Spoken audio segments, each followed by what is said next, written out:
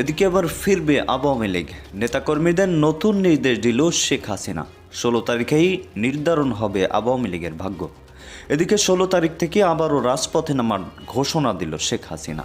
তীব্র আন্দোলনের মধ্য দিয়ে ডক্টর ইউনূস সরকারের পতন নিশ্চিত করার ঘোষণা দিল আওয়ামী লীগ দল থেকে। দর্শক, আওয়ামী লীগ একটি সমাবেশের ডাক দিয়েছে, যেটি বলা যায় যে 5 আগস্ট ক্ষমতাচ্যুত হওয়ার পর যখন নেতাকর্মী সাবেক প্রধানমন্ত্রী শেখ হাসিনা সবাই পালিয়ে গেলেন, তারপরে এত বড় প্রকাশ্যে একটি সমাবেশ এবং মিছিলের ডাক দেওয়া, এটা প্রথমবারের মতো। একটি বিশেষ কর্মসূচি ঘোষণা করতে চাই, সেটি হচ্ছে আমাদের বঙ্গবন্ধু কন্যা। বাংলাদেশে ফিরে আসবেন সাবেক প্রধানমন্ত্রী শেখ হাসিনা, অংশ নেবেন নির্বাচনে। প্রিয় দেশবাসী, আজকে অত্যন্ত বেদনা ভারাক্রান্ত মন নিয়ে আপনাদের সামনে উপস্থিত হয়েছি। অত্যন্ত পরিতাপের বিষয় হলো দর্শক, দেশ প্রবাস দূরে কিংবা কাছে বসে যারা আমাদের দেখছেন, আশা করি সবাই ভালো আছেন। দর্শক, এই মুহূর্তে পাওয়া খুবই গুরুত্বপূর্ণ একটা সংবাদ আপনারা দেখতে চলেছেন, তাই সবাইকে রিকোয়েস্ট করবো সবাই একটু নড়ে চড়ে বসুন। দর্শক, শেখ হাসিনা পালিয়ে যাওয়ার পর থেকে আজও পর্যন্ত কোনো একটি সমাবেশ আওয়ামী লীগের পক্ষ থেকে সম্পূর্ণভাবে সফল করতে পারেনি। তবে আবার যেই নতুন কর্মসূচির ডাক দিয়েছে আওয়ামী লীগ, সেই কর্মসূচিতে 100% সফলতার মুখ দেখবে আওয়ামী লীগ। দর্শক, চলুন কি সেই নতুন পরিকল্পনা আওয়ামী লীগের সেটা আমরা দেখে আসি। যে ডক্টর ইউনূসকে হঠাতে 16 তারিখে কঠিন ডাক দিয়েছে আওয়ামী লীগ। হয়তো মরণ নয়তো বাঁচন, এমন একটা কথা আছে। তো দর্শক, কথা না বাড়িয়ে চলুন আমরা বিস্তারিত দেখে আসি। তার আগে ছোট্ট করে একটা বিজ্ঞাপন দেখব। যারা বিজ্ঞাপন না দেখবেন তারা অবশ্যই ভিডিওটি টেনে অবশ্যই আওয়ামী লীগে যারা আছেন তারা সেই কর্মসূচিগুলো দেখে যাবেন। এমনকি এই কর্মসূচির ভিতর আসে শেখ হাসিনাকে বাংলাদেশ। পৃথিবীর যে যে প্রান্ত থেকে দেখছেন সবাইকে সালাম ও শুভেচ্ছা জানাচ্ছি। আসসালামু আলাইকুম। সো আজকে আমরা একটি বিশেষ কর্মসূচি ঘোষণা করতে চাই, সেটি হচ্ছে আমাদের বঙ্গবন্ধু কন্যা দেশরত্ন শেখ হাসিনা এবং তার পরিবারের জন্য আমরা বঙ্গবন্ধুর রেখে যাওয়া 2 রত্ন শেখ হাসিনা এবং শেখ রেহানার জন্য আমাদের মাননীয় প্রধানমন্ত্রী, আমাদের নেত্রী শেখ হাসিনার জন্য আমরা একটি কর্মসূচি ঘোষণা করতে চাই। যে সেই কর্মসূচিটি হচ্ছে যে আমরা তার সুস্বাস্থ্য কামনা করে, আমরা তার দীর্ঘায়ু কামনা করে এবং বাংলাদেশের প্রধানমন্ত্রী হিসেবে উনি যেন দায়িত্বভার গ্রহণ করে এই দেশকে যেন সেবা করতে পারেন। আমাদের দেশে যে ক্রান্তিকাল আছে সেই ক্রান্তিকালটি যেন কেটে যায়। আমাদের উপরে যে অন্যায় করা হয়েছে, আমাদের উপরে একটি সন্ত্রাসীদের, বঙ্গবন্ধু কন্যা দেশরত্ন শেখ হাসিনার উপরে বাংলাদেশের ডাকাতরা, সন্ত্রাসরা যে আক্রমণ করেছে, সেই আক্রমণের ঘোর কেটে যেন আমরা আমাদের নেত্রী বঙ্গবন্ধু কন্যা শেখ হাসিনা যেন আবারও রাষ্ট্র পরিচালনা করতে পারেন এবং তার সুস্বাস্থ্য দীর্ঘায়ু কামনা করে আমরা 13ই ডিসেম্বর শুক্রবার আসতেছে 13ই ডিসেম্বর আমরা সারা বাংলাদেশে বঙ্গবন্ধুর সৈনিকেরা, শেখ হাসিনার কর্মীরা, আমরা যারা বঙ্গবন্ধুকে জাতির পিতা মনে করি এবং আমাদের নেত্রী শেখ হাসিনাকে যারা আপা মনে করি, আমরা সারা বাংলাদেশে আমাদের আপার জন্য, আমাদের নেত্রীর জন্য আগামী এই শুক্রবারে 13ই ডিসেম্বর আমরা নেত্রীর জন্য একটি রোজা রাখবো এবং 2 রাকাত নফল নামাজ পড়ে আমাদের নেত্রীর জন্য আমরা দোয়া করব। সারা বাংলাদেশে একযোগে এই কর্মসূচিটি পালন হবে। সারা বাংলাদেশে এই শুক্রবারে 13ই ডিসেম্বর সবাই একযোগে, পৃথিবীর যেখানে আছেন বঙ্গবন্ধুর সৈনিক এবং শেখ হাসিনার কর্মী, শেখ হাসিনাকে যারা ভাই মনে করেন, বঙ্গবন্ধুকে যারা রাজনৈতিক আদর্শিক পিতা মনে করেন, সকলে দেশরত্ন শেখ হাসিনার জন্য শুক্রবারে রোজা রাখবেন এবং 2 রাকাত নফল নামাজ পড়বেন। আমরা এই কর্মসূচিটি ঘোষণা করেছি 2টি কারণে। একটি হচ্ছে আমরা আল্লাহর কাছে দোয়া করতে চাই, আল্লাহর কাছে প্রার্থনা করতে চাই রোজা রেখে এবং 2 রাকাত নফল নামাজ পড়ে, যে হে আল্লাহ, আমাদের নেত্রী, আমাদের প্রাণের নেত্রী বঙ্গবন্ধু রেখে যাওয়া কন্যা মাননীয় প্রধানমন্ত্রী দেশরত্ন শেখ হাসিনাকে আপনি হায়াত দারাজ করুন এবং উনি যেন সুস্থ থেকে এই দেশের নেতৃত্ব দিতে পারেন এবং এই দেশের জনগণের সেবা করতে পারেন। সেই জন্য আল্লাহ তাকে সুস্থ রাখুন এবং তার হায়াত বৃদ্ধি করুন। সেই জন্য আমরা এই রোজাটি রাখবো এবং 2 রাকাত নফল নামাজ পড়বো এই শুক্রবারে। সবার কাছে অনুরোধ থাকবো, বিনীতভাবে অনুরোধ থাকবে, আপনারা যারা এই ভিডিওটি দেখবেন, বক্তব্যটি দেখবেন, ভিডিওটি দেখবেন, এটি যদি আপনারা যদি বঙ্গবন্ধুকে জাতির পিতা মনে করেন এবং শেখ হাসিনাকে যদি আপনি আপনার বোন মনে করেন, নেত্রী না, বঙ্গবন্ধু আমাদের আদর্শিক পিতা আর বঙ্গবন্ধুর কন্যা হচ্ছেন শেখ হাসিনা, এই জন্য তিনি আমাদের বোন, তিনি আমাদের আপা। ওনাকে যদি যারা আপা মনে করেন, দয়া করে এই ভিডিওটি সব জায়গায় প্রত্যেক ঘরে ঘরে পৌঁছে দিবেন এবং কর্মসূচিটি পালন করার জন্য সবাইকে সহযোগিতা করবেন, সবাইকে আহ্বান জানাবেন। আমরা এই কর্মসূচিটি পালন করতে চাই বিকজ আমরা যারা বঙ্গবন্ধুর সৈনিক আছি, আমরা মনে করি যে আমাদের বঙ্গবন্ধু হচ্ছে আমাদের যে রাজনৈতিক আদর্শিক পিতা এবং বঙ্গবন্ধুর কন্যা হচ্ছে আমাদের বোন। তাহলে আমাদের বোনের জন্য, আদর্শিক পিতার সন্তানের জন্য, আমাদের বোনের জন্য এই বিপদের দিনে আমরা তার জন্য এই কর্মসূচিটি পালন করব, তার জন্য দোয়া করব, রোজা রাখবো এবং 2 রাকাত নফল নামাজ পড়বো এই শুক্রবারে।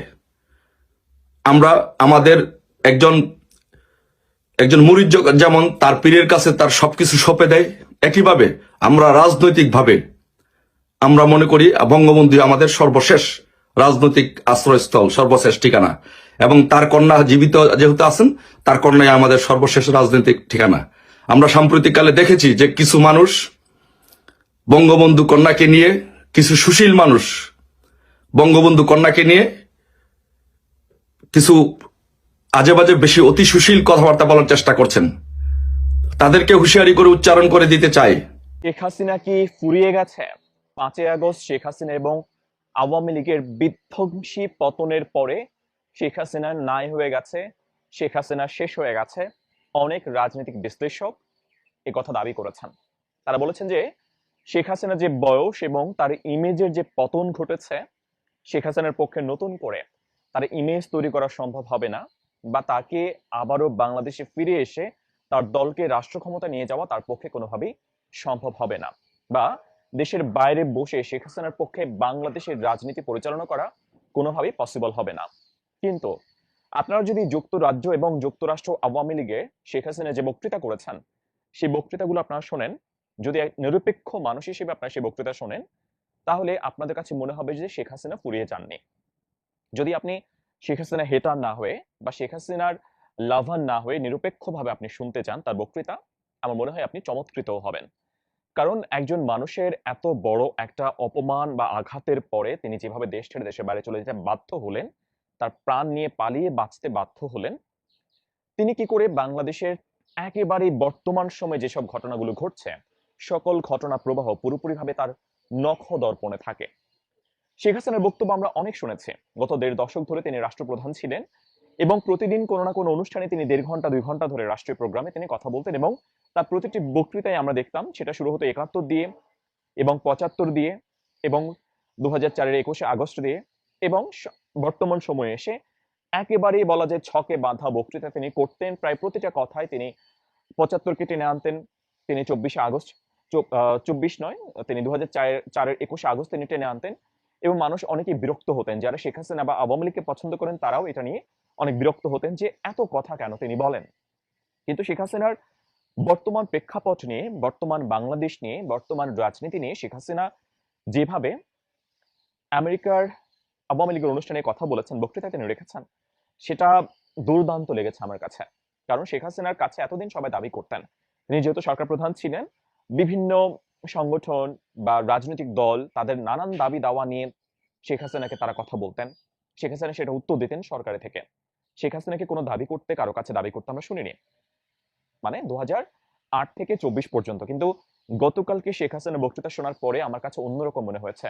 শেখ হাসিনাও দাবি করছেন বর্তমান সরকারের কাছে, এবং তার বক্তৃতা শুরু হয়েছে আগের মতোই 71 দিয়ে 75 দিয়ে, কিন্তু তিনি 75 থেকে জাম্প করেছেন 2024-এ, এবং সেই জাম্পিংটা তিনি একটা সূত্র তৈরি করেছেন। 75-এর সঙ্গে 24-এর একটা যোগসূত্র তৈরি করেছেন, এবং 75-এর ঘটনার সঙ্গে তিনি 24-এর ঘটনার একটা যোগসূত্রের মাধ্যমে তিনি একই গোষ্ঠী এই কাজগুলো করেছে তিনি সেটা বলার চেষ্টা করেছেন।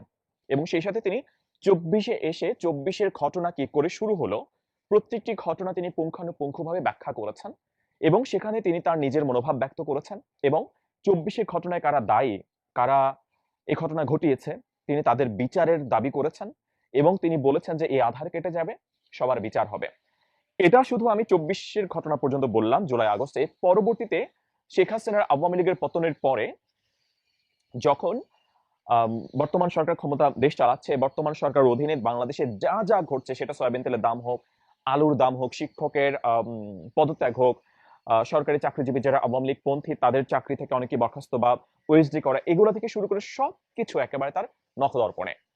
শেখ হাসিনা 5ই আগস্ট পদত্যাগ করেছেন। আমরা অন্য কোনো নেতাকে প্রকাশ্যে কথা বলতে দেখিনি। আওয়ামী লীগের এত কোটি কোটি নেতা কর্মী, শেখ হাসিনাকে আমরা দেখেছি তিনি কথা বলেছেন 12ই আগস্ট প্রথম টাঙ্গাইলের একজন নেতার সঙ্গে, তার কর্মীর সঙ্গে হবে, অখ্যাত কোন এক কর্মীর সঙ্গে। তার মানে শেখ হাসিনা ভারতে শুধুমাত্র যে আরাম আয়েশ করছেন ব্যাপারটা তা নয়, তিনি কঠোর পরিশ্রম করছেন এবং তিনি তার দলের তৃণমূল পর্যায়ের নেতা কর্মী শুধু নয়, দেশের বাইরে যারা রয়েছে তাদের সঙ্গে তিনি নিয়মিতভাবেই যোগাযোগ রক্ষা করে চলেছেন এবং তিনি তার নিজের নানান ঘটনার ব্যাখ্যা তিনি দিচ্ছেন এবং তার দলকে তিনি সুসংগঠিত করছেন। বর্তমান সময়ে যে যে সংকটগুলো রয়েছে প্রত্যেকটা সংকট তিনি তুলে ধরেছেন। শেখ হাসিনা প্রায় 40 মিনিটের কাছাকাছি যে বক্তৃতা, সেই বক্তৃতায় তিনি যে যে বিষয়গুলো টাচ করেছেন আমি একটু আপনাদেরকে বলতে চাই। শুরুতে যেরকম বলেছি, তিনি বক্তৃতা শুরু করেছেন মুক্তিযোদ্ধাদেরকে স্মরণ করে, তারপর 75 পরবর্তী ঘটনার প্রবাহ নিয়ে তিনি কথা বলেছেন। সেখান থেকে ডিরেক্ট তিনি জুলাই আগস্ট নিয়ে তিনি বিস্তারিতভাবে আলোচনা করেছেন এবং 5ই আগস্ট পরবর্তী বর্তমান সময় পর্যন্ত যে যে ঘটনাগুলো ঘটেছে প্রত্যেকটা ঘটনা, আমি আবারও বলছি, প্রত্যেকটা ঘটনা তিনি টাচ করেছেন। সংক্ষিপ্ত হয়ে তিনি সেগুলো আলোচনা করেছেন এবং এমন নয় একটা ঘটনা থেকে আরেকটা ঘটনা তিনি জাম্প করে চলে যাচ্ছেন। তিনি প্রত্যেকটা ঘটনার সঙ্গে আরেকটা ঘটনা লিঙ্ক করেছেন, লিঙ্ক আপ করে তিনি পরবর্তী ঘটনায় গিয়েছেন এবং আপনি সেটা শুনতে শুরু করলে আপনি শুনতে বাধ্য হবেন পরের ঘটনাগুলোকে। যোগসূত্রটা তিনি ভালোভাবে তৈরি করেছেন এবং তিনি তারপর সাধারণ মানুষের দুঃখ কষ্ট নিয়ে কথা বলেছেন। দ্রব্যমূল্যের ঊর্ধ্বগতি, গার্মেন্টসের অস্থিরতা চলছে, বেকার সমস্যা, শেয়ার বাজার লোড, ব্যাংক অর্থনীতির যেই সমস্যা চলছে, এরকম নানান কিছু বলা যায় প্রত্যেকটা ঘটনা তিনি বিস্তারিতভাবে তিনি ব্যাখ্যা করেছেন এবং সেগুলো কারা করছে সেটাও তিনি চিহ্নিত করার চেষ্টা করেছেন। বিশেষ করে তিনি শিক্ষক হয়রানি এবং বিচার বিভাগের উপরে যে ঘটনাগুলো ঘটছে তার দৃষ্টিতে, তার ভঙ্গিতে, তার বক্তৃতায়, তার মনোভাবে তিনি বলেছেন সেগুলো। সেই সাথে তিনি, আমরা শেখ হাসিনাকে দেখলাম তিনি দাবি করেছেন, এবার আমরা শেখ হাসিনাকে কখনো কোনো কিছু দাবি করতে শুনিনি, তিনি এবার সরকারের কাছে দাবি করেছেন। প্রথম দাবি তার এরকম ছিল যে নির্বাচিত যারা স্থানীয় সরকার জনপ্রতিনিধি, যারা বর্তমান সরকার ক্ষমতায় আসার পরে যাদেরকে বাদ দেয়া হলো, তিনি তাদেরকে স্বপদে বহাল রাখার জন্য, বহাল করার জন্য তিনি দাবি করেছেন এবং সেটা কঠোর দাবি। তিনি এমনভাবে বলেছেন, জনগণের ভোটে নির্বাচিত প্রতিনিধিদের, স্থানীয় সরকার প্রতিনিধি যারা, স্ব স্থানে বসাতে হবে। তিনি বলেছেন সকল মিথ্যা মামলা প্রত্যাহার করতে হবে। তিনি বলেছেন রাজনৈতিক, সাংস্কৃতিক সাংবাদিকদের বিরুদ্ধে মিথ্যা মামলা ও হয়রানি বন্ধ করতে হবে। তারপর তিনি 75-এর পরে যে দায় মুক্তি দেওয়া হয়েছে, ইন্ডেমনিটি অধ্যাদেশ যেটা জারি করা হয়েছিল 75 পরবর্তী সরকার যেটি করেছিল এবং বর্তমান অন্তর্বর্তীকালীন সরকারও একটি ইন্ডেমনিটি দিয়েছে, সেটা দুটো যোগসূত্র তিনি তৈরি করেছেন এবং যোগসূত্র তৈরি করে তিনি একই গোষ্ঠীকে দায়ী করেছেন এবং সেই সাথে তিনি বলেছেন যে বিচার করতে হবে। তিনি সরকারি কর্মচারী যারা, তাদের হয়রানি বন্ধ করতে হবে তিনি সেটা দাবি করেছেন। যাদের চাকরিচ্যুত করা হয়েছে তাদেরকে স্ব স্থানে বসাতে হবে তিনি সে দাবি করেছেন।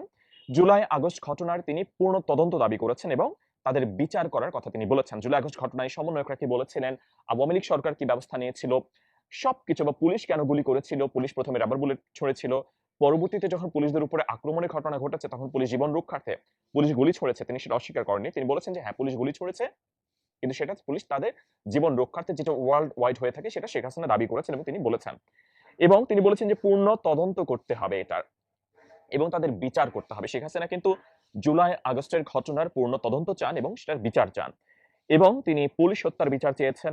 তিনি 5 আগস্ট। দর্শক দেখলেন খুব গুরুত্বপূর্ণ প্রতিবেদন। এতক্ষণ আমাদের সাথে থাকার জন্য সবাইকে ধন্যবাদ জানাচ্ছি। দর্শক এতক্ষণ দেখছিলেন খুবই গুরুত্বপূর্ণ আলোচনা জনাব সালাউদ্দিন সাহেব এবং আমাদের সাংবাদিক ভাই ফয়সাল মোর্শেদ সাহেবের কাছে, যে তিনি বলছিলেন আওয়ামী লীগ বা শেখ হাসিনা মরে যায়নি, তারা কিন্তু আবার দ্বিগুণ শক্তি নিয়ে জনগণের মাঝে ফিরে আসার চিন্তা ভাবনা করতেছে। দর্শক এ বিষয়ে আপনাদের মতামত কি? আমরা যতটুকু শুনতেছিলাম যে দেশে ফিরবে হাসিনা বা 16ই ডিসেম্বরে আবারও আওয়ামী লীগ মাঠে নামার ঘোষণা দিবে। হ্যাঁ, এটা আমরা সোশ্যাল মিডিয়া বা স্যাটেলাইট যে চ্যানেলগুলো আছে, অর্থাৎ বড় বড় চ্যানেল, সেখানে আমরা শুনেছিলাম। আসলেই কিন্তু ডাক দিয়েছে আওয়ামী লীগ। তো দর্শক এখন আওয়ামী লীগের যারা আছে তারা কি আবারও মাঠে নামতে প্রস্তুত? আপনারা যদি আওয়ামী লীগের দর্শক হয়ে থাকেন, তো আপনি যদি নামতে চান আবারও মাঠে, তাহলে কমেন্টে একটু জানিয়ে যাবেন আপনার মতামত কি। আর হ্যাঁ, পরবর্তী আপডেট যারা পেতে চান অবশ্যই চ্যানেলটি সাবস্ক্রাইব করে যাবেন। আর হ্যাঁ, বেশি বেশি করে এই ভিডিওটি বা এই সংবাদটি আওয়ামী লীগের ভাইয়েরা তারা শেয়ার করে দিবেন। তো ভালো থাকুন, সুস্থ থাকুন, আসসালামু আলাইকুম।